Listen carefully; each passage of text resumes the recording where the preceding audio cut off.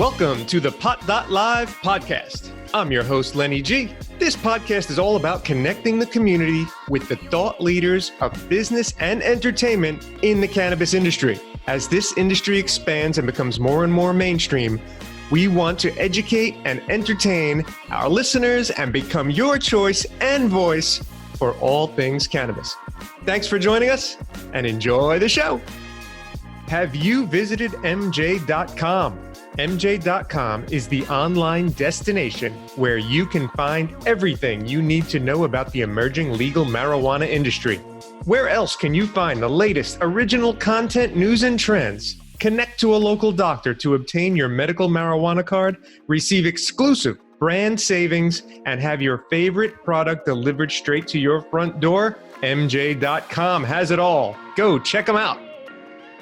Welcome to another episode of the Pot.Live podcast. I'm your host, Lenny G, and today we have a very special guest, Mr. Arby Barroso. He is the co-founder of Green Roads World, the co-host of Cannabis Life Radio. He's doing all sorts of amazing things. He travels all over North America, meeting patients, speaking at conferences. We want to hear everything he's doing, working with regulatory agencies. Arby, welcome to the show. Thank you for having me, Len. I really appreciate it. It's an honor to be on your show. Awesome. So tell our listeners a little background on who Arby Barroso is, how you got involved in the cannabis and hemp world, so we can learn more about you.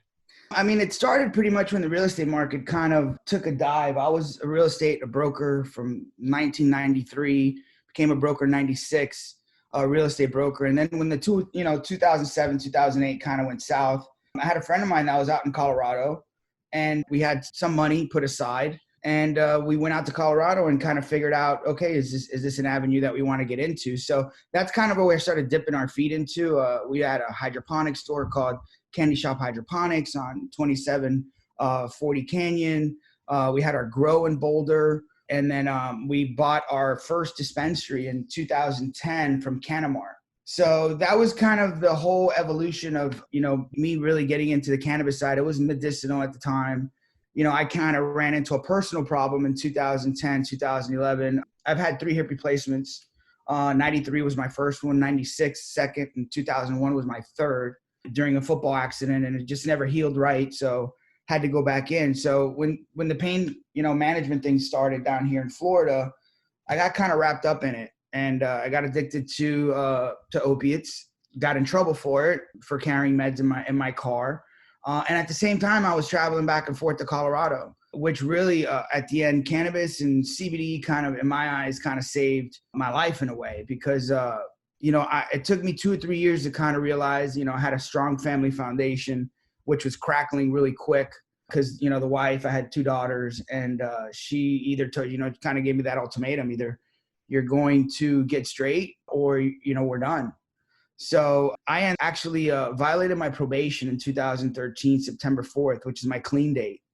And really between those times, I was going back to Colorado and stuff like that. And I was on probation, and obviously I couldn't really do anything. I continued to take my prescriptions, but I couldn't really dabble in cannabis or CBD because God forbid I would have tested positive on that. So I would leave as soon as I would go to my probation officer and then go out to Colorado. And a good friend of mine out there, which is my partner at the time, would feed me. You had Keef Cola, you had Dixie Elixirs, you had different types of, edibles at the time. And we had our OPC and our MIPS license, which we were able to make edibles. And we would go and trim for 4 or 5 days. So he would hide my meds. We'd go and trim, and we didn't have, tumblers back then. It's all by hand. And he would hide my meds and give me an edible, and I would sit there for 6 or 7 hours without even thinking about taking anything. And that kind of over a year span, I started getting really curious because I'd come back to Florida and I would go right back into my same routine of taking these meds. And when I'd go there, I would lessen the amount. So I still really started looking into it. And the cannabis industry was something that was very shaky. Obviously, I was on probation and I couldn't really get in trouble, even though we had a legal business in Colorado. I couldn't tell my probation officer that's what I was doing. So I really started seeing a big difference, and I just wanted to learn. And in 2012, really started looking at medical marijuana Inc., like, steatitis and RSHO oils and Dixie Elixirs and Cannabis. Those are really the only companies that were kind of around at the time talking about CBD, and really started just educating myself in it. And my partner today, which is a compound pharmacist, Laura Baldwin Fuentes, was actually my pharmacist that would fill my prescriptions. Over 20 years of compounding, kind of saw this epidemic in Florida really, hurt a lot of families. And she decided that had to be something different, and she wanted to do something different. So we kind of got together and created a partnership in middle of 2013, started making topicals, paying 23 cents a milligram back then. It was like $35,000 to $40,000 a kilo. So nobody was paying attention to CBD. And we just started making products. Whatever we could afford to buy, we'd make it. We'd give it to friends and family. Friends and family started coming back. We realized we kind of had something, and really started building the business off that foundation. And she finally left the pharmacy business in 2015. And we started tackling this, straight ahead, and really started educating. I was in the car going door to door, going to these, still a lot of the customers we have today I've had since 2015, like Green Street Smoke Shop, Less for Smoke. All these guys that helped us start our business are still our customers today, but they gave me the first opportunity to kind of put CBD in their store when nobody really knew what it was. And obviously we know how that's drastically changed over the last 5 years. And we kind of understood on the cannabis side, like what we needed to do in the CBD side on reference to legislation, partnerships, education, research, diversity, ancillary products. So everything that kind of followed on that cannabis side, we kind of implemented on the CBD side. So we got heavily involved with the state of Florida, which is our backyard. And I was able to do things that I couldn't do in Colorado because I've been a Floridian my whole life. And really just started to, dig down and go to Tallahassee and kind of lobby something that we had never done. And we put a good group together, and, we became the private partner for the University of Florida. There's only 2 schools at that point in time that were in the pilot program, which is FAMU and the University of Florida. So we've been their partner for the last 2 years. And then we realized that we needed to kind of figure out that protecting the consumer should be the number one thing. Whether it's cannabis or CBD, we still don't have full transparency on what either people are taking, what they're ingesting, what they're smoking. And I think that's really the next evolution of this industry, is really making sure that there's some type of regulations that people could follow to be successful in the business. Because really, one report, one press release, one something, and it hurts the business. It hurts the industry as a whole. So if we kind of have we realized we needed some type of foundation. So we lobbied for Senate Bill 1020 in the state. We were blessed to have Nikki Fried, our ag commissioner, win her election. And I think obviously as a bipartisan kind of industry, you need the Republicans and you need the Democrats kind of get together. But she was somebody that understood the platform. She was a lobbyist for Green Solution, understood the cannabis industry, really wants to make Florida succeed on the ag side, but also realized that there needed to be consumer protection. So, everybody kind of dug deep and worked really hard for months. And we were able to pass a Senate Bill 1020, which, mandates all products to have a QR code with third-party testing. That third-party testing's got to be an ISO accredited facility, like we deal with Kacha Labs. And that just started to evolve. And now Texas has picked up that same platform or language. We're working really close to Louisiana. We got approved by them, by alcohol and tobacco. That took about 2.5, 3 months just to get approved by them. Most of the companies left Louisiana because they are very strict, but we went on it head first as our business ideas and vision is let's educate, let's provide an avenue for this industry to strive. So we were approved. We're on their webpage to be able to sell in Louisiana.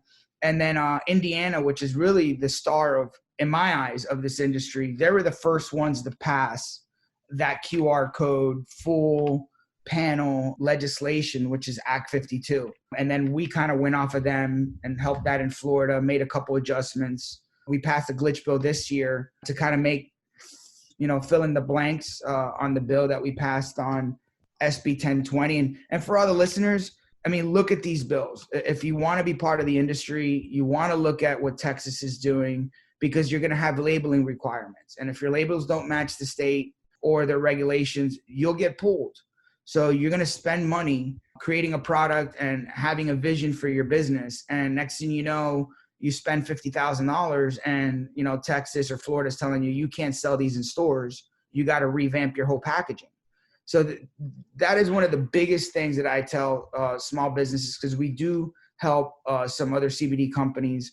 And the first thing we tell them is, let's go through your labels and make sure that you're good. And then let's make sure you're doing a correct COA so you don't get pulled from the shelves, because that press release could really hurt a small company or a big company. So that's kind of, you know, where we're at now. And obviously COVID's had its challenges. But, you know, Florida being CBD being an essential item is huge. So Texas is a food, Florida's a food, Colorado's a food, Maine's a food. And that's kind of hopefully where the FDA is kind of going. I've read legislation that they're kind of going more towards the supplement side, which is also fine. But they really, really need to do is protect the consumer. So before COVID, we were actually in South Carolina in front of the pharmacy board. Then we went to Louisiana in front of the alcohol and tobacco. And then we finished out that trip in February at Kelly Dyer, which is a big attorney lobbying firm in Washington, D.C. And there was about 40 people in the room, anywhere between Canopy Growth to Nature's Garden to Chronos, all kind of like really the industry leaders in my eyes. And they quoted us. We were in front of the FDA, Consumer Task Force. And they quoted our company. And we basically told the FDA, you have one big responsibility. And that responsibility is you need to protect the consumer with full panel testing. So you need to make sure there's no pesticides, no solvents, no synthetics. The THC levels are under FDA guidelines.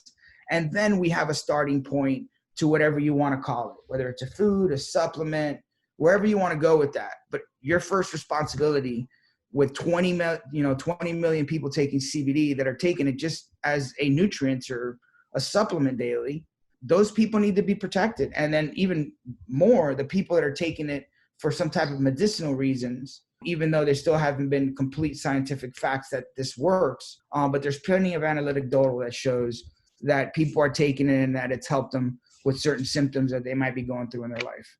Your journey's incredible. Thank you for sharing all that. You're not just... You know, we've had several brands that want to just be on our show and just do a commercial. And it's nice to see someone that has built a successful brand, but has also really tried to further the industry along with all the efforts you just described. So thank you for doing that. Tell everyone, man, you hit on so many things. I have a bunch of questions. Tell everyone, when is the point when people begin to really trust CBD due to the plethora of positive and negative stories that you alluded to, where, you know, you go to a gas station and there's CBD sitting there, but it's not even real. It's not tested. It's just BS, someone trying to make a quick buck, as opposed to these brands, these leaders in the industry that are really trying to do it the right way and help people for the ailments or anxiety, whatever they may have, where CBD helps. What is that tipping point where CBD becomes mainstream and tested? Is it implementing all of those regulations that you just described to protect the consumer? Like, how close are we to that, in your opinion? I think we're really close. Again, and I'll fall back to Kelly Dyer. I mean, when we were there, we had an amazing group of people. And again, we consider ourselves one of the industry leaders. There's a lot of good companies out there that are putting a lot of money behind this, because they understand that gas station CBD or Amazon selling 50,000 milligrams of gummies for $19, it's not there. It's false. You're tricking the consumer. And you have all ages, you know, taking these types of products, including my daughter that's 12. The other one that's 21, about to be 22, has been taking our products for years, because I've seen the successes of it. And I've read a lot of scientific data that I believe in, and including it with myself. So I think the tipping point, and I think we're really close to it, is we were up there telling them that they need to look at the states that are being successful with the type of testing or legislation that's passed. You go to a store in Florida, you manufacture a store in Florida, you got to get a permit. They come out, the food inspector comes out, looks at your facility, makes sure that everything's on point. make sure that your QR code leads to an independent laboratory. Because a lot of these companies are using their own HPLCs, and that's not the way the legislation is written. So I think the FDA is really, I mean, they came out, really slapping the hand of a couple companies, and I'm not going to name the companies, but there you could easily find them if you just look FDA letters out to CBD companies in the last 6 months. You see metals, you see pesticides, you see mold, you see mercury. They're starting to realize this, including a couple from Florida that our ag commissioner or the state has sent up to the FDA. And they're realizing, okay, food supplement, great. We need to implement something that has to do with testing. And I think they're getting really close because a lot more lawsuits are coming up. We went through our own that we won. And I wouldn't say we won it outright, but what the judge said, and we took it all the way to the end against, I was fighting my attorneys pretty heavy because they're like, let's just pay these people. They're just looking for a quick buck. And I'm like, no, let's set precedent. Let's set a precedent. And that's going to force the judge either to throw out the case or tell the FDA that they can't make a ruling on this case until they come down with their rules and regulation. So those types of things continue to put on the pressure. You had CV Science lawsuit in California. A couple of weeks ago, the judge threw it out and they named our company. They're like, because of what happened in Florida, we can't make this ruling because the FDA doesn't have its guidelines set yet. Charlotte's Web's used our ruling. We paid a lot of money and we did a lot of things to make sure that these, fly-by-night attorneys that are just looking for class action lawsuits, and there are a couple of them that are real. Don't get me wrong. What are they suing for? They're suing for either you calling the product a supplement, which you can't, the dietary supplement, and they're suing for that. But now you have other lawsuits for falsifying milligram dosages. Now that starts getting a little tricky before calling it a supplement. And then you have a lawsuit, a couple lawsuits right now for the amount of CBD that's in the products for false marketing because they're using hemp extract. And hemp is a food. So the FDA, when they cleared it and descheduled it in 2018, now you could start bringing lawsuits on that side of it. And I think a lot of companies didn't realize that they're exposing themselves at that point. But there's lawsuits now with a company that has lead in it. And we have serious issues with that because we're importing products from China. And people are trying to save pennies on bottles, but they're not realizing what they're importing from China. Some of these bottles are painted. Some of the droppers have those black lines on it. And when they sit in the heat with a CBD or an oil or hemp oil or whatever you put in there, and you create a certain temperature, the lead off the paint of those droppers starts seeping into your liquid. So that's one of the biggest issues that's going on right now in the industry is that a lot of these products are testing with lead. And it's because they're not getting IPs. And that's what I was talking about earlier about ancillary products is they're not testing and they're not getting IPs to make sure that their products are also being lab tested for no toxins. So again, I think this is what it's going to do is just really expedite the FDA to kind of come down with something very, very soon. And there's a lot of companies, including ourselves, that are putting the pressure, that are going to DC. We would have been going up to DC probably March and April. But due to COVID, we were only able to get up there in February. But you could read the article from Capital Globe, which is the newspaper from Washington, on my LinkedIn, and you can kind of see where their head's at and what they wrote up from that meeting. I think it's a good read, and I think we're putting a lot of pressure on them for them to kind of give us a blueprint to continue to be successful in this industry, and I think it truly needs it. Yeah, you hit the whole legal thing, especially we're both in sunny and hot Florida right now as we're recording this, and that's the most litigious state in the country, I believe, and this country is the most litigious in the world. There must be so many ambulance chaser attorneys that are looking to create lawsuits on these CBD brands because so many have been brought to market in the last year or so. And think about all the affiliates that these fake brands have brought on board. So now you have a complete assembly line of people that are in harm's way legally if they're promoting a product that turns out to not be tested correctly or anything wrong with it. it's just going to be a complete disaster in the legal system for it's a mess. Like, it is. So I mean, if you're a small time first timer that's trying to get into the business and you think I can make a quick buck, you better look at the downside and know exactly what you're promoting.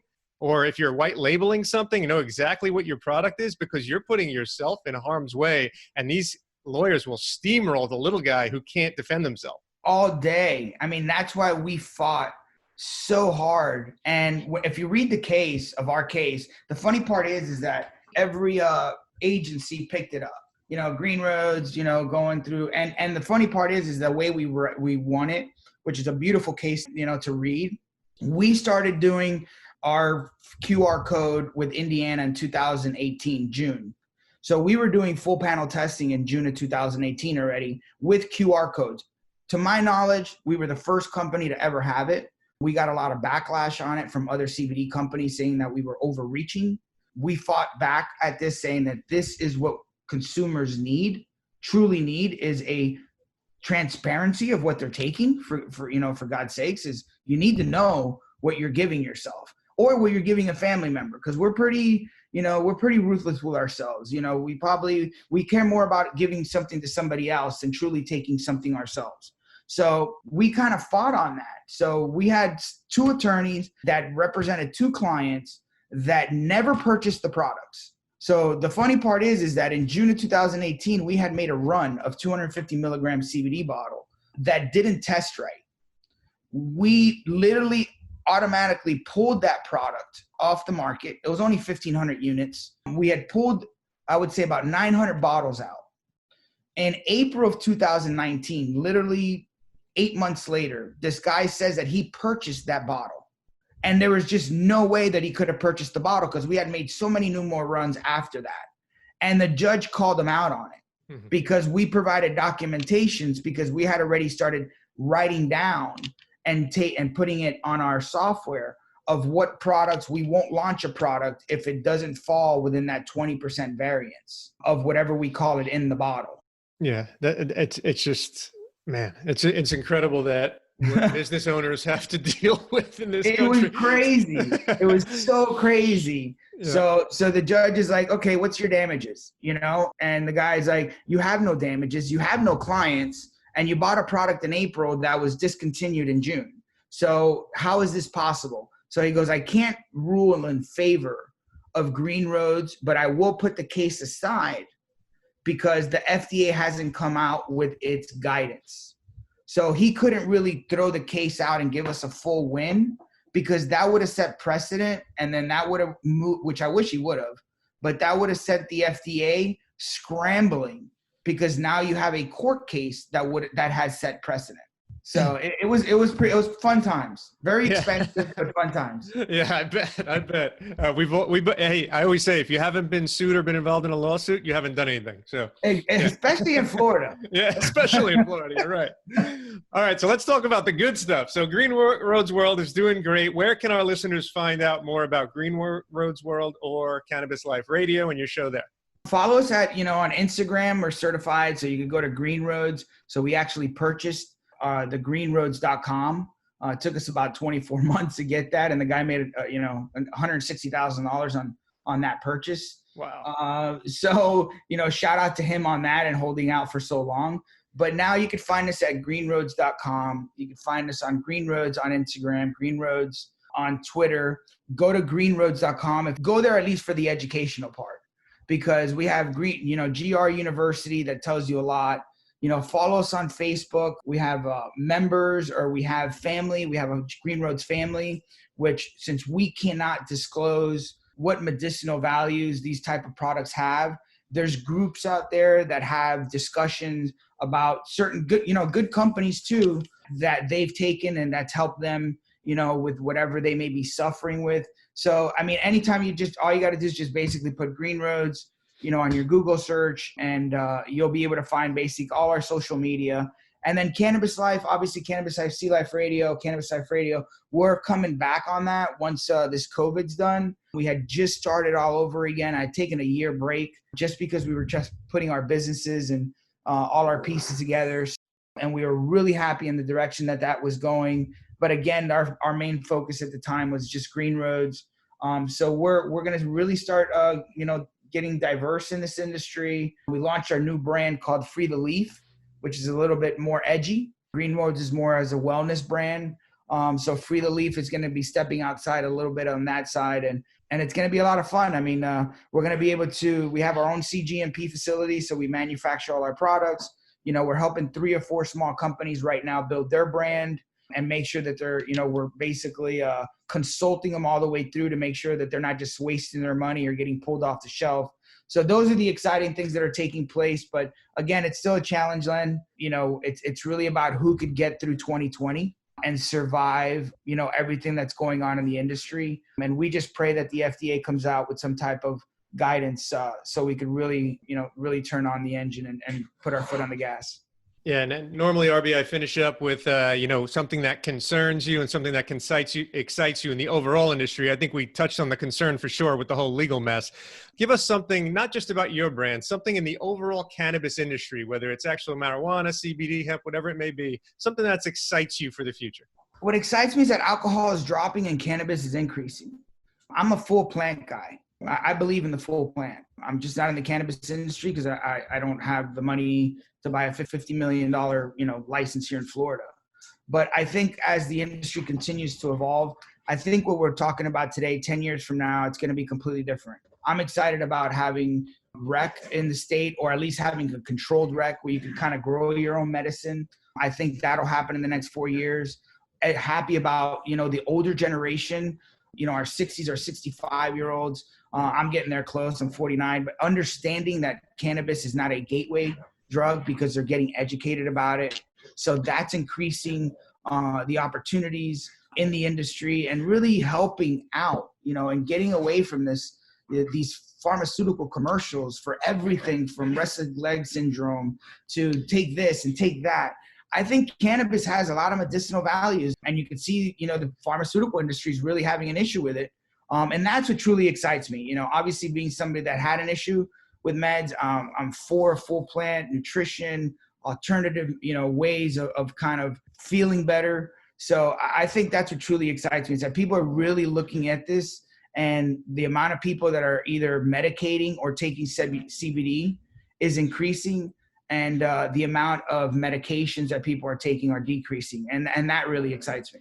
Yeah, that's great, man. Hey, you know what, Arby, you gave us a lot of amazing and interesting and unique parts of your journey and helping the industry. Thank you so much for taking the time. Everybody, Arby Barroso, thank you again, my friend. Thank you again. Stay safe, and everybody, let's get out of this COVID and build our small businesses back up. Absolutely, my man. All right. And we will see everyone next time on the Pot.Live podcast. If you are into the recreational side of the cannabis industry, yes, stoners, I'm talking to you, then thepot.com is the online and mobile destination for you. That's right, THEPOT.com, thepot.com. Where else can you find the exclusive Pot Mate of the Month? Take a pot quiz and win prizes. Scroll through hilarious memes and jokes and check out the latest podcasts, news, and trends, all while having your own profile and voice in the pot.com forum. Visit thepot.com today and get lit.